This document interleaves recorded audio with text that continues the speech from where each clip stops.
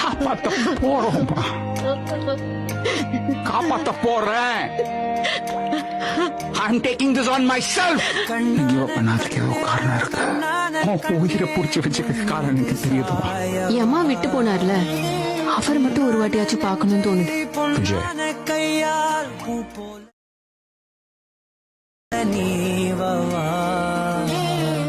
எத்தனை வாட்டி உங்ககிட்ட நான் என் குழந்தைய பத்தி வந்து கேட்டிருப்பேன்.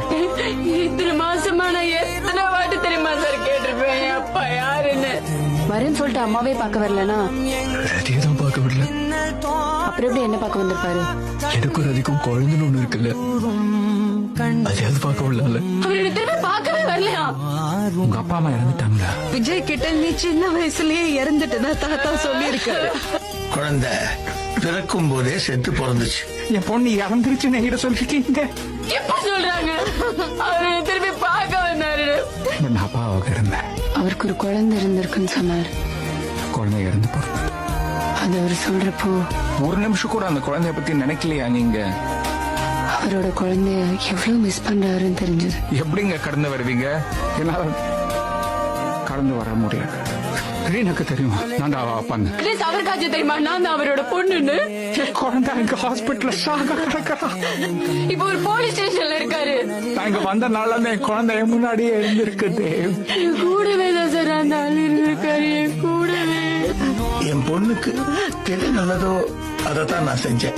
நானும் இந்த மாதிரி ஒரு இடத்துல தான் சார் வந்தேன். அப்படி என் பொண்ணுக்கு ரதிக்கும் எனக்கும் பிறந்த குழந்தை.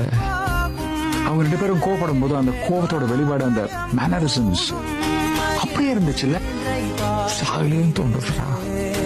குழந்தைய அவன் கண்ணை பார்த்துருந்தானா அப்படியே அவளை பண்ணி உன் வீட்டுக்கு எடுத்து போயிருப்பேன்.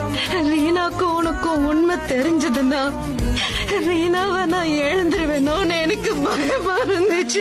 உங்களை யாரும் ஹோம்ல சேர்த்து விட்டாங்க. நீங்க இந்த ஹோம்ல விட்டதுக்கு உங்க தப்புனால நான் கஷ்டப்பட்டேன்.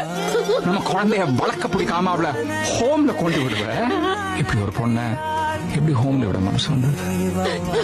திருப்பி நான் இங்க வந்ததுக்கு அப்புறமா என்ன கஷ்டப்படுத்திட்டு மட்டும் தான் இருந்தீங்க. அவளே திரும்ப வந்தாலும் அவளை திரும்ப போன்னு சொல்லுவ. நீங்க யாருமே எனக்கு வேணாம். உங்க மூஞ்சிலாம் பார்க்க கூட எனக்கு பிடிக்கல. ஏன் குழந்தை ஹாஸ்பிட்டல விட்டு வெளில வந்துருச்சு. I will make sure that you never see her again.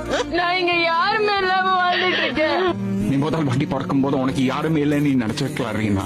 நமக்கு யாருமே இல்லைங்கிற ஃபீல் எப்பவுமே இருந்துட்டே இருக்கும். நான் தான் உங்க அப்பா வந்திருக்கேன். கூட எனக்காக இல்ல. இது உன்னோட புது ஜன்மம். இந்த ஜன்மத்துல உன் கூட உங்க அப்பா நான் இருப்பேன். உனக்கு 25 வருஷத்துக்கு அப்புறம் நீ எனக்கு கிடைச்சிருக்க. நமக்குள்ள ஒரு கனெக்ஷன் அமைஞ்சிருச்சுல்ல. என் உயிரை நீ பிடிச்சி வச்சிருக்கீங்க. அவர் கூட ஏதோ ஒரு கனெக்ஷன் இருக்க மாதிரி ஃபீல் ஆகுது.